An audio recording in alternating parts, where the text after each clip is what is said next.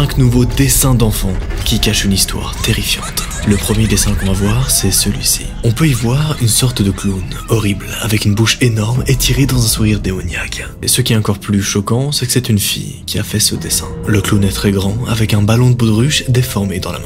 Il tient de son autre main un petit garçon qui a l'air affamé et sans visage. Mais alors, qu'est-ce qui se cache derrière ce dessin beaucoup trop surprenant? Mesdames et messieurs, bonsoir et bienvenue pour une vidéo dans laquelle nous allons voir 5 dessins d'enfants qui cachent des choses vraiment terrifiantes. Voici ce que cache ce premier dessin. Nous sommes à ce moment-là 24 heures avant le drame. De quel drame est-ce qu'on parle?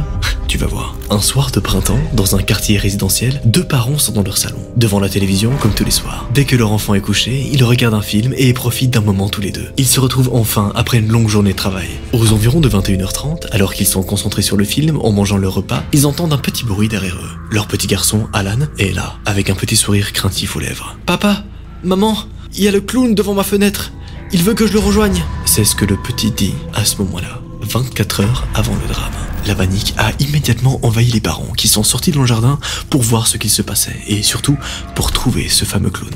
Mais rien, il y avait personne. Ils ont pensé que leur fils avait peut-être fait une mauvaise blague. Mais quand ils l'ont confronté à ça, le petit garçon s'est vexé et il est retourné se coucher. Les 2 parents sont restés vigilants toute la soirée. Mais il ne s'est rien passé. Pas de clown, pas de présence dans le jardin. Le doute persistait dans l'esprit des parents qui ont tous les deux très mal dormi cette nuit-là. Alan, le petit garçon que vous avez vu, c'est le même garçon qui a fait ce dessin. Alan est un petit garçon de 9 ans, très fantasque et rêveur. Ses parents essaient de l'aider à être un peu moins distrait, mais c'est très compliqué pour lui. Il a des troubles de l'attention. Mais comme il est toujours très encouragé et très aidé par ses parents et son professeur, il s'en sort vraiment bien. C'était en fait un petit garçon très attachant et très apprécié de tous. Avant tout ce qui s'est passé. Mais pour comprendre qu'est-ce qui s'est passé le jour du drame, nous devons revenir quelques jours avant. Après l'arrivée d'un cirque en ville, les parents du petit ont décidé de lui offrir une place en cadeau et de le laisser y aller avec sa tante et ses cousins. Quand il a appris l'excellente nouvelle, il a sauté de joie. Il n'était encore jamais allé au cirque et adorait ses cousins, ce qui était une excellente raison pour les faire aller ensemble. Le jour même, les parents du petit sont allés conduire leur fils chez sa tante, la sœur de la maman. Rien de très inquiétant jusque-là. Les 2 parents ont en profité d'un après-midi tous les deux afin de se reposer. Mais quand il est rentré, quelques heures plus tard, Alan était vraiment surexcité. Il a parlé de tout ce qu'il avait vu, les jongleurs, les trapézistes et surtout les clowns. Génial. Il était vraiment fasciné par les clowns. Il en avait parlé sans arrêt durant toute la soirée. C'était vraiment pénible, même les parents n'en pouvaient plus, et pour eux, ça a été un soulagement quand le petit est allé se coucher. Quelques jours plus tard, les clowns étaient devenus le centre d'attention d'Alan. Malgré les discussions différentes qu'il pouvait y avoir autour de lui, il revenait toujours au clown. C'était au mieux pénible, au pire presque effrayant. Il parlait de ça partout, que ce soit dans la salle de classe, dans la cour, à la maison, et rien ne le faisait changer de discours. Seule une grosse punition l'a fait taire pendant quelques heures. Les parents se sont excusés auprès de sa maîtresse, qui est allée jusqu'à se plaindre et leur dire de faire quelque chose. Sinon, ça devenait invivable. Le petit était comme obsédé par des clowns. Trop bizarre, hein? Au moment de le coucher, son père a trouvé une dizaine de dessins de clowns sur son bureau. Dans la dizaine de dessins qu'il a trouvé, il y avait notamment ce dessin que vous avez vu à l'introduction. Nous sommes à ce moment-là moins de 48 heures avant le drame. Les proportions de cette affaire ont pris une autre dimension ce soir-là. Alan est rentré chez lui avec un grand sourire. Il avait l'air très heureux, sans rien dire à sa mère qui travaille à domicile. Quand elle a enfin pris le temps d'aller le voir, elle l'a trouvé, le regard perdu dans le vide devant ses devoirs. Elle l'a tiré de sa rêverie en lui demandant à quoi il pensait. Il l'a regardé, les yeux brillants. Il y avait un clown devant l'école. Il avait l'air très gentil. Il m'a fait un coucou, mais j'ai pas pu aller le voir comme je rentrais avec Malcolm. Comment ça? De quel clown est-ce qu'il parle? Pourquoi il y a un clown bizarre qui attend les enfants devant l'école? C'est très chelou. La mère a pris une douche glacée en entendant son fils dire ça. Elle a dû retenir ses tremblements de tout son corps. Elle a bien expliqué à son fils qu'il devait rester avec ses copains et ne pas parler au clown. Elle avait vraiment très peur pour lui, à présent. Qu'il lui arrive quelque chose à cause de son obsession pour les clowns. Mais contrairement à ce qu'elle pensait, Alan ne s'est pas énervé, ni mis à pleurer. Il a compris que c'était très important. Et il a écouté sa mère jusqu'au bout. Comble de la surprise, il a accepté tout ce que sa mère lui a dit. Et à partir de ce moment-là, il n'a plus parlé de clown. C'était comme si cette conversation l'avait guéri de son obsession. Ça a soulagé tout le monde. Et tout le monde était loin d'imaginer qu'on n'était que 48 heures avant que ce drame se produise. Le lendemain, il était environ 18h45 quand le petit est rentré chez lui, assez précipitamment. Il était assez pâle et il tremblait. En voyant ça, sa mère a tout de suite pensé à un manque de sucre, mais il l'a vite arrêté. Il a levé les yeux et il l'a dit. « Maman, il y a le clown qui m'a suivi !» La mère a tout posé pour aller voir à la porte, mais il n'y avait personne, ni devant la porte, ni dans la rue. Elle a demandé à Alan s'il avait vraiment vu le clown le suivre dans la rue, et il a assuré que c'était bien le cas. Elle avait quelques doutes bien sûr, elle connaissait bien le côté fantasque de son enfant, mais elle n'a rien dit pour ne pas trahir la confiance de son enfant. Elle en a parlé à son mari un peu plus tard, il lui a promis d'être plus vigilant, ainsi qu'emmener Alan tous les matins à l'école et d'aller le chercher tous les soirs, ce qui a rassuré la pauvre maman qui se faisait du souci. C'est là qu'on arrive donc au moment du drame.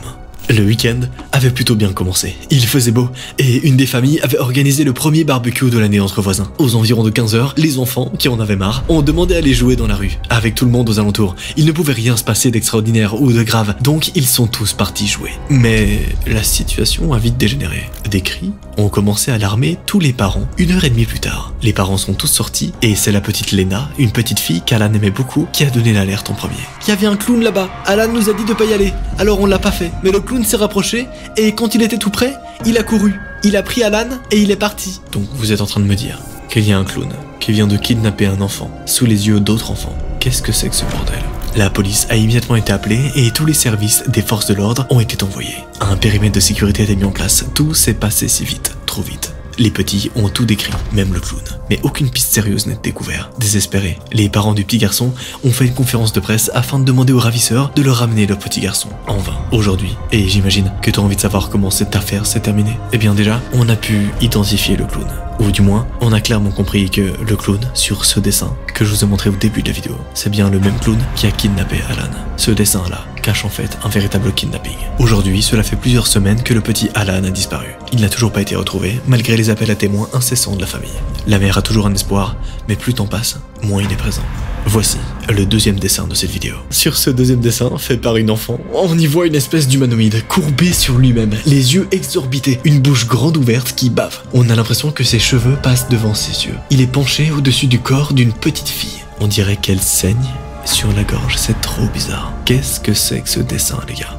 Et surtout, pourquoi est-ce qu'un enfant a dessiné ce truc? C'est quoi cette grande silhouette? Nous sommes le 3 janvier, aux alentours de 17h30. Cela faisait 1 heure que l'école s'était terminée. La neige avait recouvert les routes et la nuit était déjà tombée. Sandrine, une jeune mère célibataire, s'affaire dans sa cuisine. Elle n'est pas spécialement inquiète. Sa fille a cours de gym ce soir-là et ne rentrera pas avant 18h. Le gymnase est près de chez elle, alors la petite fille rentre à pied 2 fois par semaine. Mais quand elle a entendu la porte d'entrée, elle s'est d'abord demandé si elle n'avait pas oublié l'heure. Mais non, sa fille avait bien une demi-heure d'avance. Étrange. Pour rien au monde, elle ne raterait son cours de gym pourtant. Quand elle a vu sa fille au salon, elle a lâché tout ce qu'elle faisait pour la prendre dans ses bras. La petite fille était très pâle, et elle avait vraiment pas l'air bien. Inutile de lui demander pourquoi elle n'était pas à la gym, ça se voyait sur son visage. Elle lui a quand même demandé comment elle se sentait, mais la petite fille n'a pas répondu. Inquiète, Sandrine a quand même pris sa température, mais elle n'avait pas de fièvre, et elle ne semblait pas avoir d'autres symptômes. Elle l'a quand même mise au lit au cas où, avant d'appeler son médecin. Médecin qui l'a rassurée en lui disant qu'elle était sans doute fatiguée et que ça passerait. Elle avait sans doute pris froid. Hein? Rien d'inquiétant bien sûr, ouais. C'est ce que j'ai pensé au début. Le même jour, vers 21h, Sandrine avait décidé de regarder un petit film en dînant ce soir-là. La petite Ella dormait. Elle avait la soirée, même si elle allait voir comment se portait sa fille de temps en temps. Mais depuis qu'elle était couchée, elle ne s'était pas réveillée. Ce sont les lumières rouges et bleues qui l'ont alertée en premier. Avant qu'on ne frappe à sa porte, 2 policiers étaient là, l'air grave. Elle a tout de suite remarqué une de ses voisines qui pleurait dans l'allée et qui faisait manifestement tout pour ne pas craquer. Mais ça se voyait qu'elle était au bord de la crise de nerfs. Sandrine a subi un petit interrogatoire de routine, où elle était dans la soirée, ce qu'elle a fait, etc. Sandrine n'avait rien à cacher, donc elle a tout expliqué aux officiers. Elle a quand même demandé ce qu'il se passait et pourquoi il y avait autant d'agitation. Le quartier était plutôt calme en général, mais ce que lui a dit l'agent lui a fait froid dans le dos. L'agent lui a dit ceci: une petite fille a disparu en fin d'après-midi, madame. Waouh, comment ça? Et cette petite fille, Sandrine la connaissait. Elle a reconnu cette voisine qui pleurait. C'était la maman de Manon, une petite fille à peine plus jeune qu'elle là, qui avait 10 ans. Les policiers lui ont dit de rester chez elle et de les prévenir si jamais elle apprenait quoi que ce soit. Perturbée par cette annonce, elle n'a pas pu vraiment se concentrer sur son film ce soir-là. Elle avait comme un mauvais pressentiment et elle espérait que ça passerait pendant la nuit. Le lendemain, on est le 4 janvier, à 11h.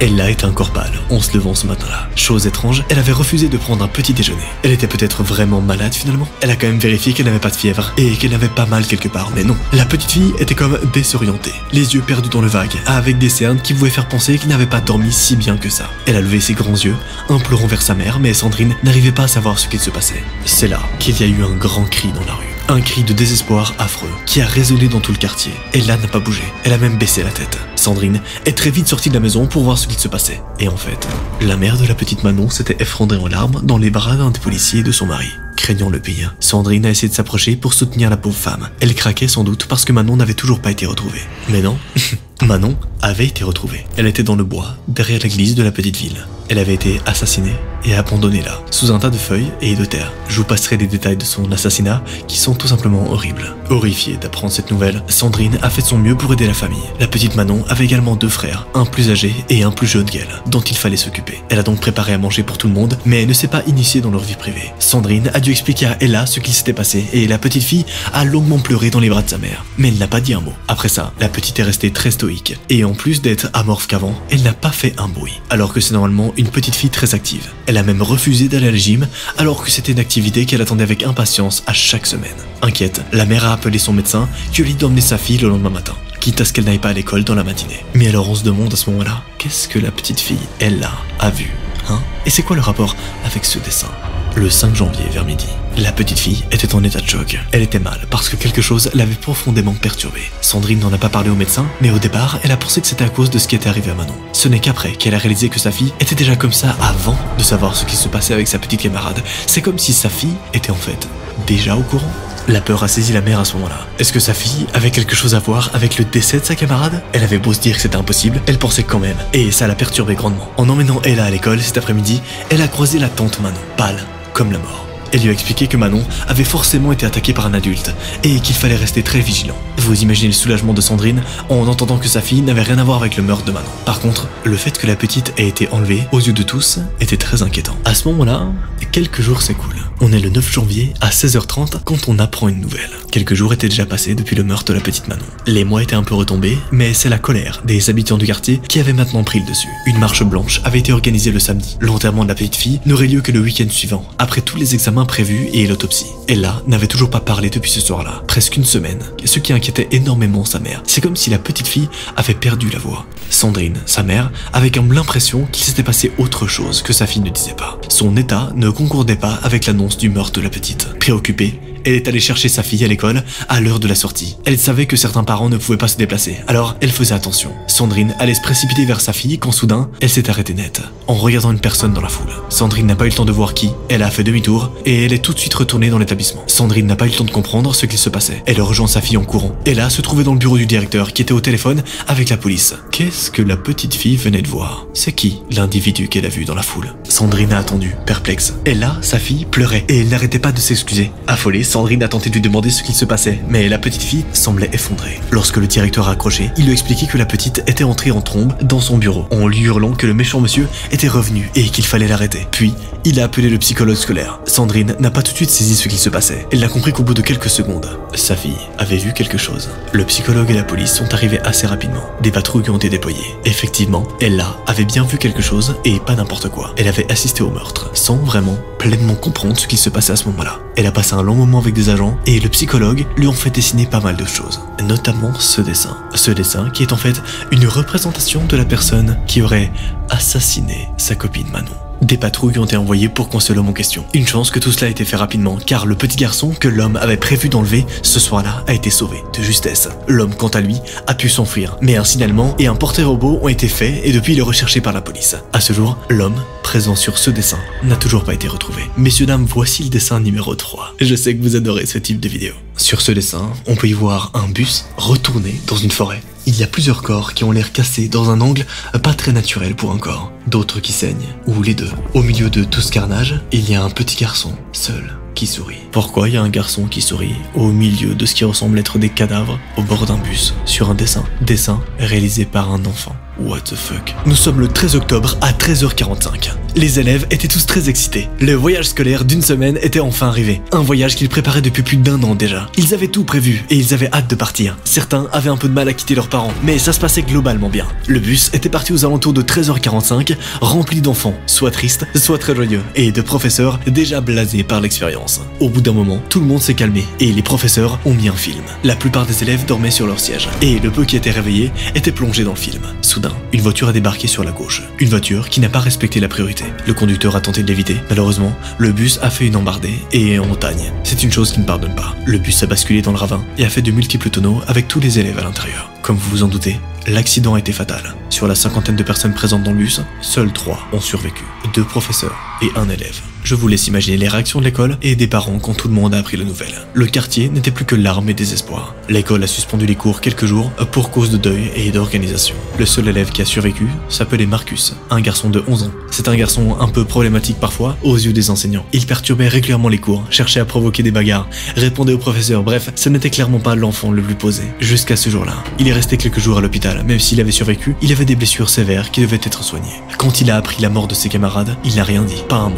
Il a pleuré en silence pendant des jours. Il avait perdu tous ses camarades de classe, tous ses copains, et il était vraiment mal. Même s'il ne parlait pas, plusieurs thérapeutes ont proposé de s'occuper de lui. Mais le père du petit étant obtus, il a refusé l'aide qu'on lui proposait. Il a dit que son enfant s'en sortirait bien tout seul. Je suis pas certain que ce soit une bonne chose, mais ok. Ses parents ont décidé qu'il n'avait pas besoin de soins supplémentaires. Il n'a pas non plus assisté aux funérailles de ses camarades. Les parents ont estimé qu'il avait déjà été assez traumatisé par tout ça. Alors ils l'ont gardé avec eux le temps qu'il se rétablisse et intègre son nouvel établissement. Mais alors dites-moi, pourquoi, sur ce dessin, le petit garçon sourit? 2 semaines après sa sortie d'hôpital, le garçon est donc rentré dans une nouvelle école, un peu plus loin que chez lui. Il ne parlait pas, il ne regardait personne dans les yeux, ce qui rendait la situation assez inconfortable pour les autres personnes. Cela faisait seulement 2 jours qu'il était en classe dans cette nouvelle école, et il commençait à faire un peu peur aux autres enfants. Il était froid, solitaire, et quand il regardait quelqu'un, il avait toujours une lueur malaisante dans le regard, comme si quelque chose de malsain se passait dans l'esprit de Marcus à ce moment-là. Mais il ne faisait jamais rien. Il se contentait de s'éloigner de tout le monde, sans un mot, la tête baissée. Marcus était très solitaire, et les professeurs l'avaient bien remarqué. Ils essayaient doucement de l'intégrer, mais c'est difficile de faire participer un enfant qui ne communique pas. Ils ont reparlé aux parents de la thérapie, la mère avait l'air partante pour ça, comme si elle sentait vraiment que son enfant n'allait pas très bien. Mais le père a immédiatement mis le holà en disant que son fils était fort et qu'il s'en sortirait. Et ça,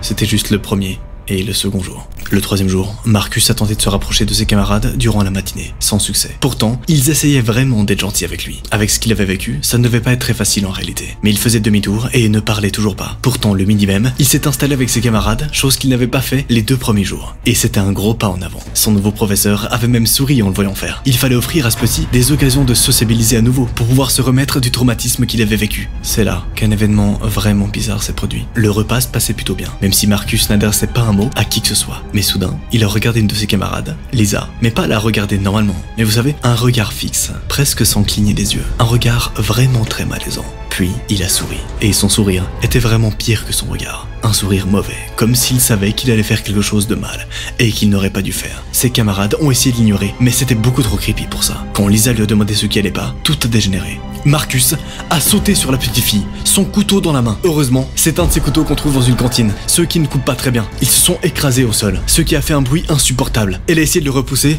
mais il voulait à tout prix la couper. Et il avait une force impressionnante pour son âge. Il n'a pas eu le temps de faire quoi que ce soit d'autre, car les professeurs présents sont intervenus. Ils ont attrapé le petit, qui a parlé pour la première fois depuis l'accident. Enfin là, ce n'était pas vraiment parler en réalité, c'était plutôt crier. Et ce qu'il a crié a choqué tout le monde.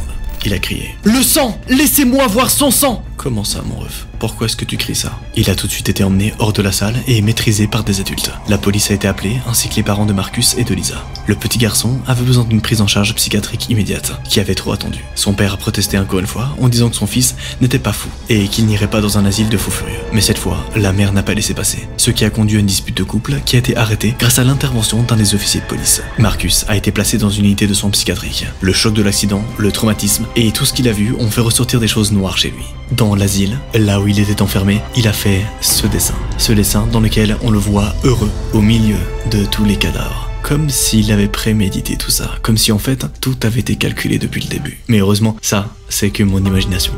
Voici le dessin numéro 4 et le dernier dessin de cette vidéo malheureusement. On y voit un Père Noël assis sur son trône, qui a les yeux enfoncés dans ses orbites, cernés de noir. La bouche pleine de grandes dents affreuses, ses doigts longs et fins, griffus. Sur ses genoux, il y a une petite fille qui pleure avec de grands yeux innocents et de grosses larmes. Un dessin qui colle parfaitement avec la période. Ah, Noël, magnifique période pour toute la famille. Entre les lumières, les ambiances de magasins, les marchés de Noël, le repas, c'est vraiment une période magique et festive pour la plupart des personnes. Et en général, les enfants sont toujours très émerveillés pendant cette période de fête. C'était également le cas de la petite Noélie, qui avait à l'époque 8 ans. Ouais, elle avait 8 ans quand elle a dessiné ça. C'est une petite fille enjouée, toujours très sociable, qui bougeait beaucoup et qui avait besoin de se dépenser quotidiennement. C'est simple, si elle ne faisait rien de la journée, le soir, elle ne dormait pas. Après une petite discussion avec elle, elle a commencé à faire du basket. Ouais, du basket. Et la petite était vraiment douée. Ses parents commençaient à lui faire voir des matchs et elle s'est vraiment passionnée pour le basket. Donc tout naturellement, qu'aux alentours des fêtes, elle demande à ses parents des cadeaux en lien avec son sport préféré. D'ailleurs, à son âge, il y a aussi beaucoup d'enfants qui croient encore au Père Noël. Et c'était son cas. Donc quand l'annonce a été faite qu'un Père Noël serait au centre commercial près de chez elle, elle a tout de suite demandé à ses parents de l'y emmener pour lui faire sa liste. C'était la même chose tous les ans. Et tous les ans, ils allaient voir le Père Noël. Un Père Noël vieux qui se posait au centre commercial. C'était un samedi après-midi. Et comme vous vous en doutez, la galerie commerçante était noire de monde.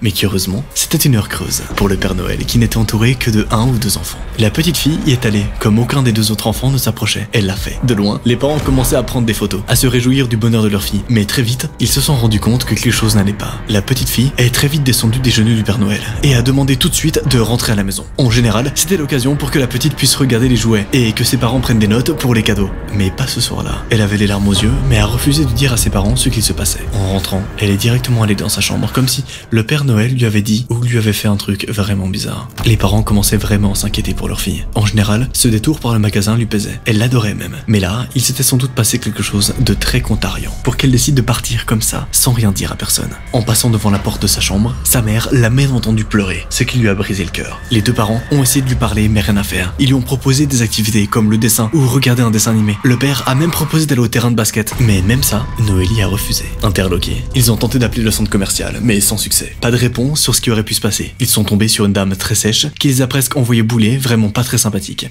Ça ne leur a pas plu. Le lendemain, la fille avait retrouvé un semblant de bonne humeur, mais elle avait quand même l'air très fatiguée. Ils ont entendu le repas de midi pour lui demander ce qui lui était arrivé, et elle a baissé la tête. Il a dit que je devais pas vous en parler, mais je vais le faire quand même. C'était pas un gentil Père Noël. La petite fille a expliqué que le Père Noël de la veille était particulier. Il a raconté des choses horribles à la petite fille, qu'elle avait pas été sage, qu'elle n'aurait pas de cadeau, qu'il viendrait la dévorer pendant la nuit, parce qu'elle était vilaine, et parce qu'elle était fraîche. Qu'est-ce que c'est que ce bordel? Que des choses comme ça. Et en plus, d'après Noélie, la petite, il sentait très mauvais. Tout cela énervait les parents. Ils n'allaient pas à ce genre d'événement pour que leur fille soit traumatisée. Après le repas, ils ont tout de suite appelé le centre commercial. À cette époque de l'année, ils sont tous ouverts, donc ça n'a pas posé de problème. Ce n'était pas la même personne à l'accueil, mais elle avait l'air très affolée. Elle s'est excusée pour ce qui s'était passé la veille avec la personne qu'ils avaient engagée. La direction avait été très négligente sur le sujet et ils se sont retrouvés avec pas mal de plaintes depuis la veille. La dame a pris leur numéro de téléphone en leur assurant que quelque chose serait fait pour dédommager les personnes qui étaient venues. Pendant ce temps-là, la petite Noélie dessinait dans sa chambre et elle a rapporté ce dessin à ses parents. Ce dessin que vous avez vu tout à l'heure. Ce Père Noël est vraiment bizarre.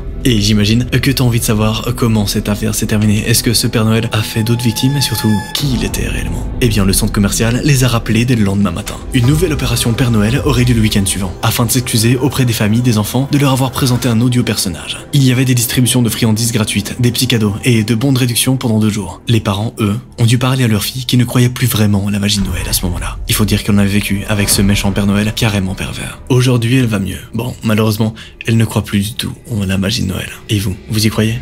Je te rappelle bien sûr que pour continuer à passer la soirée avec moi, tu as juste à cliquer sur ton écran maintenant pour regarder une autre vidéo. Pour les autres, rendez-vous vendredi prochain à la même heure pour une nouvelle histoire terrifiante ou vraiment choquante. J'espère que vous kiffez le retour des threads d'horreur. C'était Noah, bye.